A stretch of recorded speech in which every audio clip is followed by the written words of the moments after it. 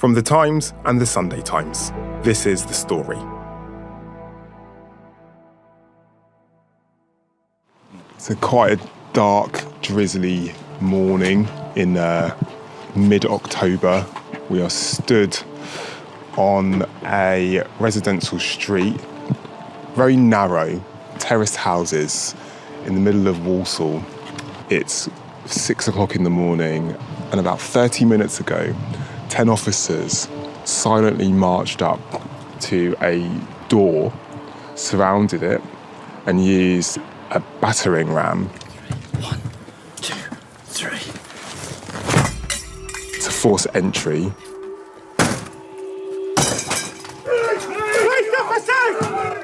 Piled inside. The father was quite alarmed. What are you doing? And we noticed the next door neighbour hanging out the window asking what was going on. Various curtains twitching on the surrounding properties. They went upstairs and detained one suspect. Police, there! It's a warrant. Hang up the phone. A man who's believed to be in his late 20s. Young South Asian man wearing a baby blue tracksuit. As he was led towards an unmarked car, he stuck his middle finger up at us and was put in the back of the car and driven to custody. 23-year-old Mohammed Kashid pleaded guilty to supplying Class A drugs through the Frosty line, a county line drug operation which had for months been selling crack cocaine and heroin over the phone. I'm David Woode, the crime editor at The Times. On the surface, this might feel like a story you've heard before. County line holder caught by police. The line shut down. This series, we've told you about these cases again and again. But there's something different about the man in the baby blue tracksuit and the county line he ran. It tells us about the future of county lines, how criminals are adapting to escape arrest, and why for some, it's working.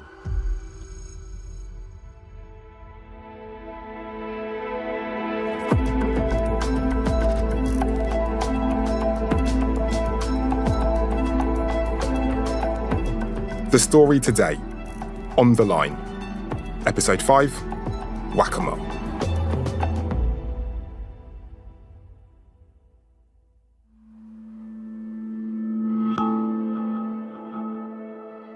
When I first came across county lines, I believe it was around about 2013, 2014, and I just started my PhD research.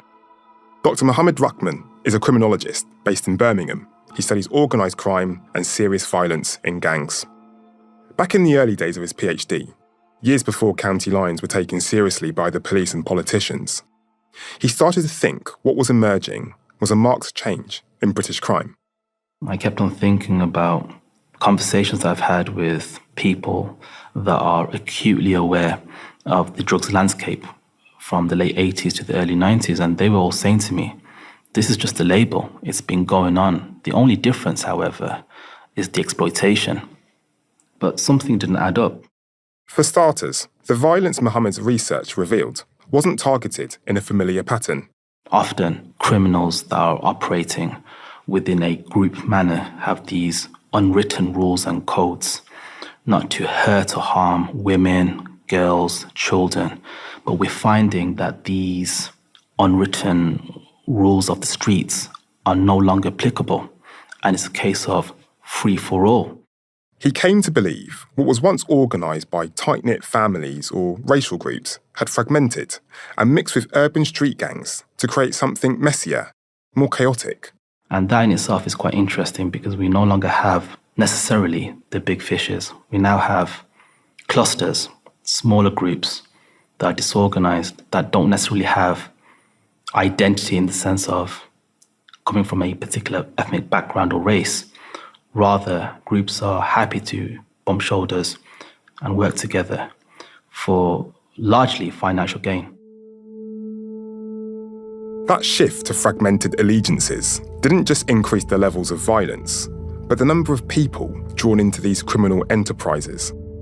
In 2015, the National Crime Agency identified just under 200 criminal groups and 600 young people involved in county lines nationwide.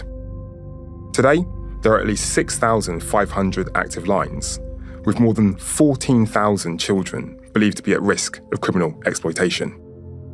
In fact, one survey by the Youth Endowment Fund found 1 in 9 children aged 13 to 17 said they had been approached to either sell or transport drugs or hold weapons, drugs or cash. Children aren't the only ones targeted. I've spoken to a number of youth workers who've told me that gang leaders are recruiting more small boat migrants to work as drug runners. With no money, stuck in asylum hotels, unable to work, these migrants can be easy targets for drug gangs. And all of this has meant county lines is no longer simply a problem for academics like Mohammed Rahman, but at the heart of political debate. I'm Sarah Jones, I'm the Policing Minister. We have a target to halve knife crime in a generation, and if you look at the violence that follows county lines, not just at the very serious organised crime level, as it were, but also the kids on the street who are exploited to carry drugs, they are carrying knives, they are hurting each other. And if we want to tackle knife crime at its root cause, you've got to get under the skin of what's going on with county lines. And I think the public feel this when they see young kids who should be playing with their friends, having a decent childhood, who are being picked up from towns across the country where they have been paid to go to hand over drugs, and they are in an incredibly exploited, very difficult, very dangerous situation. I think we all understand that has to be a model that we need to try and crack. Sarah Jones boasts that since Labour came to power, 3,000 county lines have been shut down. Has it stopped the problem? No, of course it hasn't. We must always be finding new ways to get one step ahead of what the criminals are doing. And one of the really exciting things about our reform agenda that we're introducing, the white paper that we've introduced, setting up a national police service, the county lines leadership and direction will sit at that national level so that we can look across the whole country to drive improvements in every area that we're using. So whether that's new technology or whether that's the models of policing we have in our hyper-local communities where people are impacted. Is there a suggestion then that the current model of trying to enforce and trying to take out those, say, another 3,000 lines isn't quite working? Is that why it's being absorbed into that national policing service? I think it's working really well in the areas where it's in at the moment. How we funded it going forward has been that the Home Office is providing extra funding to policing in order to work across boundaries and work together to tackle this. In a national policing service model, you've got your national county lines unit in that national police service working with forces. You embed this into the system so that everybody is following the evidence and joining up the dots.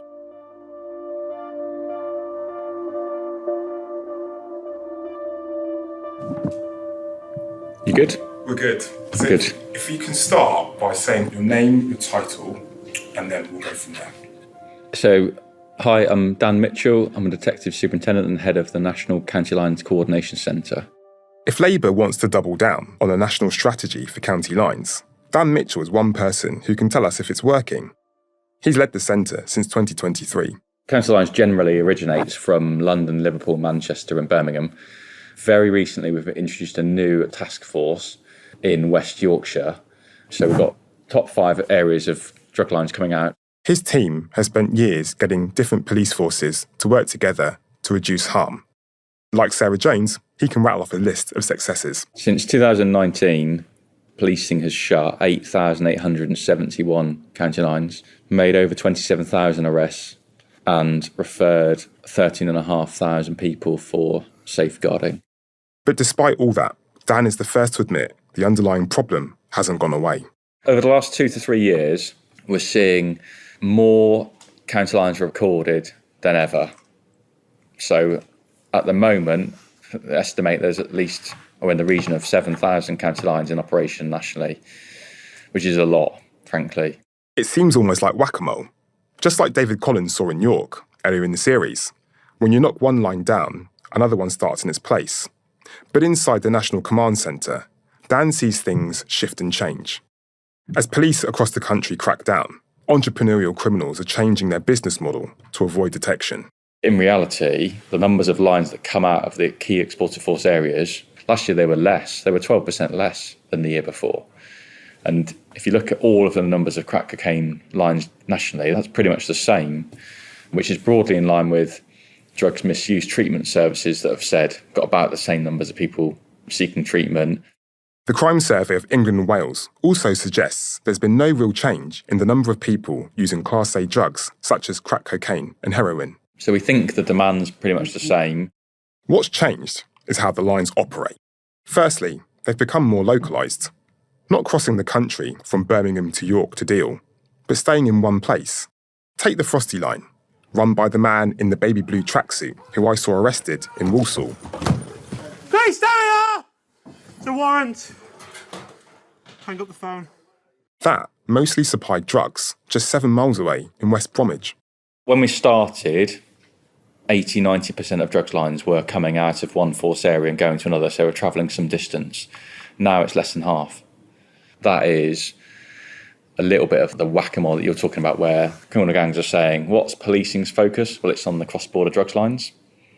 You know, you've been to court, you've seen the types of evidence we present, and we'll present maps and say this telephone started in this big city, it ended in this smaller, more rural location.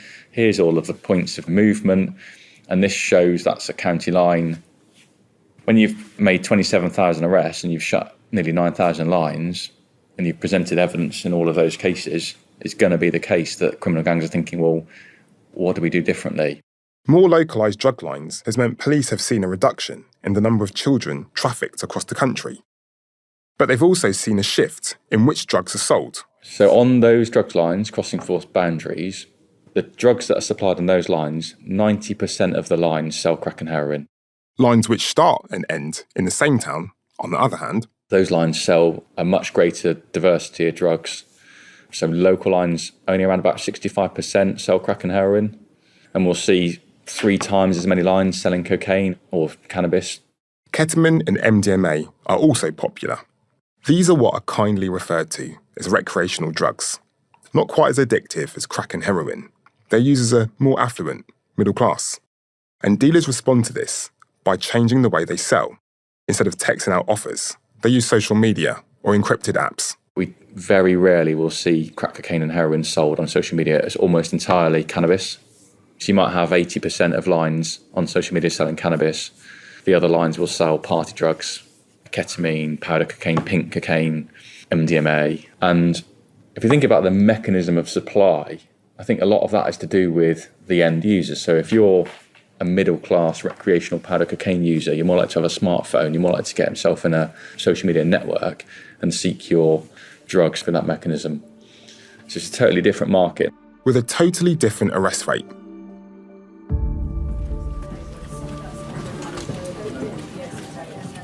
In the Times London office, my colleague George Willoughby has been helping me dig into the data. George, what's in front of us? So we've got a big spreadsheet in front of us, and this is going through 7 million lines of crime data. It's a combination of figures from the Ministry of Justice and the Home Office. Each year has its own file, so it's a lot harder than it should have been. But with a little bit of code, we can stitch that all together, and we can see the court outcomes for every specific crime going back 10 years. And I can see that it's been arranged by year, by police force, by offence codes, and also outcomes. So you've got charge rates, sentencing rates, and convictions as well. That's correct, yes. We've got all those demographics in there. We get a real good picture of what's going on. And from that, we can see that the police are definitely focusing on targeting offenders who are dealing with the classic county line products, such as heroin and crack cocaine. The number of offenders jailed for supplying heroin, for example, has increased around 80% in the past decade. So in 2016, about 800 people jailed, and last year this has shot up to around 1,400. What about those who've been caught with intent to supply, for example, cannabis and MDMA? Yeah, so it's actually quite a contrast here. So the number of dealers who have been sentenced for possession with intent to supply for cannabis and MDMA, that's actually fallen over the same time period. And this is despite it becoming more prevalent in the county lines model. So what you're suggesting is convictions for heroin are rising, but those for cannabis are going down. That's correct, yes. So how much has it gone down by? So the Home Office data shows us that the number of cannabis dealers sentenced for possession with intent to supply of Class B drug fell around 37% between 2016 and 2025. And for MDMA, there was a fall of around 43% over the same time period. So what does this data tell us, in the whole? Well, the research suggests that there are around 500 social media lines. This is around 8% of the total active lines in the country. And what this does, it raises the prospect that the lack of police focus on this growing area is letting dealers move under the radar. And they're getting away with it, frankly. Does more focus need to be put on those types of social media lines to tackle that type of drug dealing? It's fair to say that you can buy anything on social media, and we need to crack down on that completely. Sarah Jones, the policing minister again. I had a recent set of meetings about people buying vapes online, children being able to access vapes that have illegal drugs in them in social media spaces, and what we can do about that. The landscape of drug taking changes over time. Now, I would say we are absolutely right through the County Lines programme to focus on that very high, very violent type of drug sale through the County Lines model, where you've got people who are mostly dealing heroin and crack cocaine that obviously have enormous high harm to those individuals who are addicted to them. But the violence that is associated with those drugs is particularly acute. And we know through the County Lines programme we have managed to reduce that knife crime that we see on our streets directly because of the interventions that have been made through the County Lines programme. But do we have to look at other forms of drugs and the way they're being sold? 100% we do. In 2020, a government report found that heroin and crack cocaine markets are most closely linked to violence. But if the National County Lines Coordination Centre is seeing other drug markets like cannabis, those historically associated with lower levels of violence, taken over by traditional county lines model that has exploitation built in, then that pattern may not hold. And in the meantime, these lines seem to be acting with impunity, a safe place for criminals to remain out of sight. In this ever-evolving game of whack-a-mole, Labour believes new laws will give police and prosecutors an upper hand.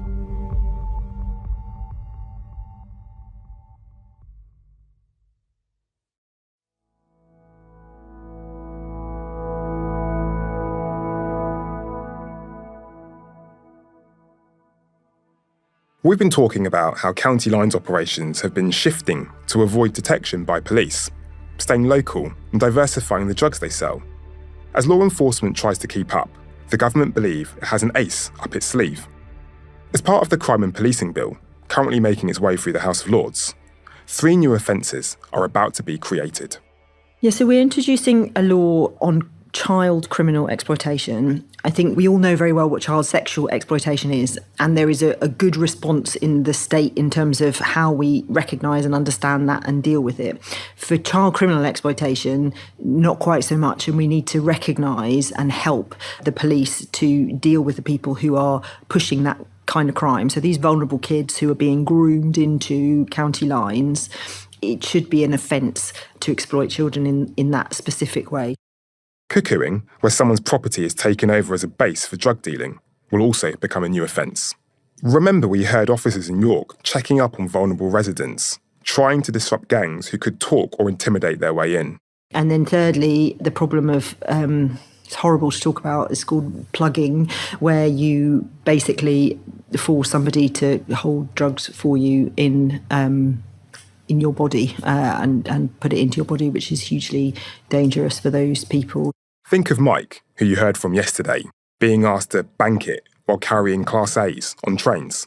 It's the same thing. So we're trying to make sure the legislation keeps up to date with the crimes that are occurring and that we name them in the right way so that the police can act in the right way to protect people.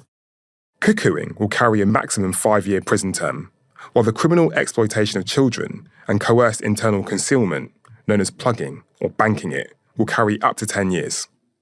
Dan Mitchell, who runs the National County Lines Coordination Centre, thinks the law could be game-changing. It's going to be very clear that child criminal exploitation is an offence. You can't get a child to engage in criminal activity. That's going to be against the law. And it's going to be much more simple, I think, than the current modern slavery legislation, which we do use and we have had success in. But ultimately, if you look at how that law was designed, it was designed for international trafficking. This is more about a power imbalance that occurs and more about how someone that's got an ability to coerce and put pressure on a younger person is able to take advantage of them. Back in episode 3, police in York told my colleague David Collins how modern slavery legislation could be a roadblock to their attempts to tackle county lines, saying they were seeing a rise in children moving up the ranks of drug gangs, holding the line themselves and then saying they were exploited. But I've also spoken to safeguarding experts who are concerned that the new legislation could mean more child victims are prosecuted. Police often aim to target those further up the chain, the people organising the business, recruiting drug runners. But some of these new laws target actions such as cuckooing, which are more likely done by a child rather than the adults controlling them. And there's no minimum age for prosecution. If, for example, a 16-year-old runner asks a 14-year-old to swallow a condom containing Class A drugs, the 16-year-old could face court. Now, they said this is an issue that is, quote, live and problematic, and it's punishing victims. How do you respond to that? Well, I think with all of these things, it's complicated and there are vulnerabilities amongst young people that we have to appreciate. But there are also crimes that we need to make sure there are consequences for, and you've got to get the right mix. And what works in the County Lines programme and what we fund as part of the money for County Lines is those kinds of support services for young people to help and to intervene and to try to draw them away from the world that they're living in. These are often very vulnerable young people who are at the same time doing pretty horrific things. So there is a balance here, but there also has to be consequences. And we have this debate in Parliament quite often. What's the age of criminal responsibility? What's the right intervention when a child is found with a knife? What do you do if a child, and in your example, if a 16-year-old is forcing a 14-year-old to conceal drugs, that's a pretty serious thing that person is doing, and there has to be consequences. So we have to make sure we're trying with the right intervention. And what we're trying to do in the Home Office through another programme is to identify who those children are who are on the edge of getting involved in criminal activity, who maybe have been arrested but not charged, but they're not part of the criminal justice system. So nobody is saying, hang on a minute, this child has been arrested 3 times, they haven't been charged, but they're clearly involved in criminal activity that they shouldn't be. What's the right intervention? And getting people round a table, different services to say, right, this person needs mentoring, this person needs support, this person's got a crisis going on at home. So we have to be doing that part of the puzzle as well. But some of those who've studied county lines since the start are unconvinced these latest laws are the answer. Dr. Mohammed Ruckman.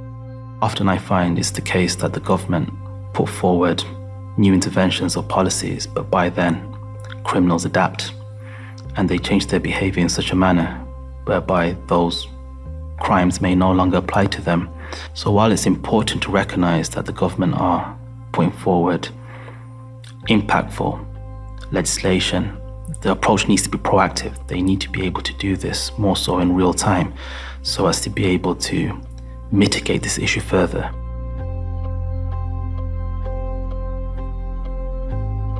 We've been talking about county lines all week. We started with David Collins in York, so I wanted to end by asking him what working on this series has taught him.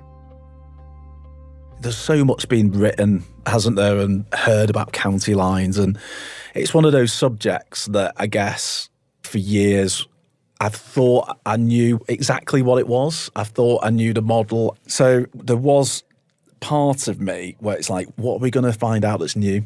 North Yorkshire Police very kindly allowed me to embed with them to see what they were doing really on the front line of this from an enforcement point of view. And I guess I was surprised at how much I found out about their frustrations, really. You know, I know me and you, we've discussed, haven't we, the national referral mechanism. And obviously it safeguards a lot of young people who are vulnerable. What I found interesting was, where do you draw the line between being a victim and being a perpetrator? When you start to speak to the police and the prosecutors, you can see how tricky that line is to decide on. Do you criminalise a young person, say they're 14, 15 years old, and go down the criminal justice route with them, or do you safeguard them and put them into national referral mechanism? And it was just interesting where I felt like the police were telling me people have slipped the net both ways. You know, maybe people have been safeguarded that shouldn't have been. Maybe people have been prosecuted that shouldn't have been. Do you think the public now can have a better understanding of what they thought County Lines was? Because much of this project, for me, 10 years on from when it first came into the public's consciousness through the National Crime Agency intelligence report, but actually it's trying to explain to people that this is widespread drug dealing, which is facilitated by exploitation of children and vulnerable people. Do you think that we have been able to help demystify that and kind of break it down for the listeners? I think so. I hope so. I mean, I guess I've been a lot with the police and the investigators, and, you know, your work, for example, speaking to one of the kind of the victims, which was a really important interview to get, I think, because I do think it is really important from a public interest perspective on how are children groomed? How are they exploited? How do these gangs get into your life? How do they make first contact? These are children from all backgrounds, aren't they? Certain demographics will be easier to target than others. But I actually think gangs will use anybody that they can use. This is about money and profit, and they will not distinguish between boys, girls. If you're in foster care in a care home, if you're at a grammar school, if they get into your life, they will exploit you. It's about control at the end of the day, isn't it? And I really got that when we went and spoke to Mike, a young man who really bravely and very candidly talked about his experiences both in London and the Midlands. I was really, really impressed with the way he was able to just come into a situation which is quite, you know, unfamiliar to him, meeting a videographer and a podcast producer, a journalist, a photographer. Yeah. Quite courageous of him, isn't it, to tell his story? At such a young age. It was such a reminder about the work that youth workers do and the importance of having well-funded programs that are able to provide that intervention and that support.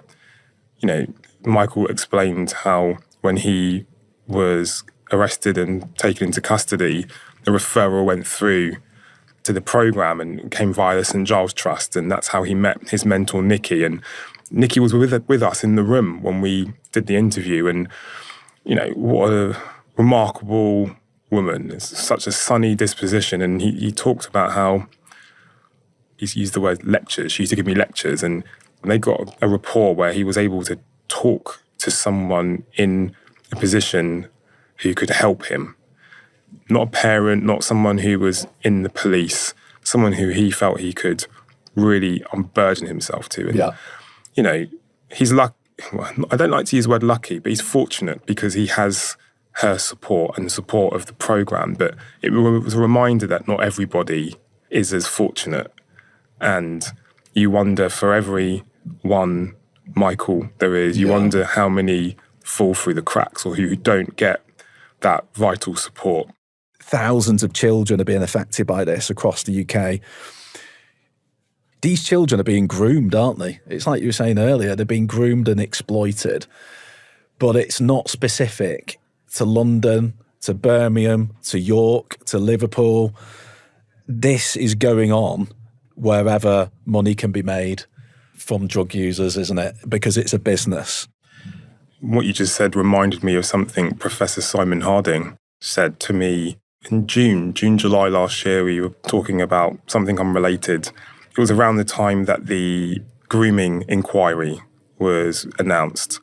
And he said, it's great that we're focusing, quite rightly, on the sexual exploitation and grooming of young girls. Yeah. But we really need to face up to the fact that thousands of boys are being groomed and exploited to run drugs around the country, and their lives are at risk. And that's when I thought, yeah, it's something that I can join the dots, having spent so much time covering various youth homicides and gang-related violence.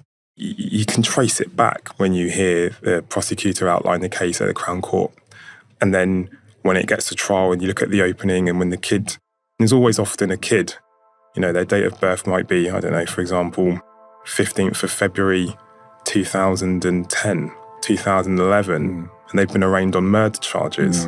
Extraordinary. One of them has been carrying a knife because they've been groomed to deal drugs, and then they're stabbed by someone from a rival gang. And the kid's bleeding to death on the streets. And behind that is the exploitation.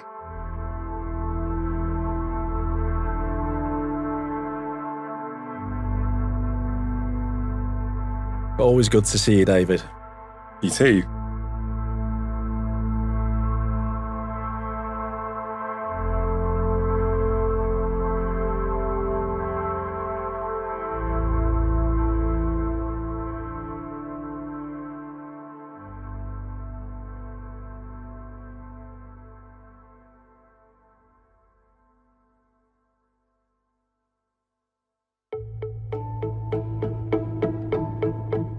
In this episode, you heard from Sarah Jones, the policing minister, Dr. Mohammed Rahman, Detective Superintendent Dan Mitchell, David Collins, the Northern editor of the Sunday Times, and George Willoughby, a senior data journalist at the Times and Sunday Times.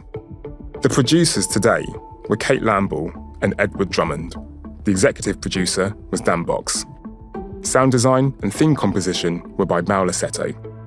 If you would like to get in touch about this story, you can send us an email to thestory@thetimes.com. I'm David Woode. Thank you for listening, and I'll see you soon.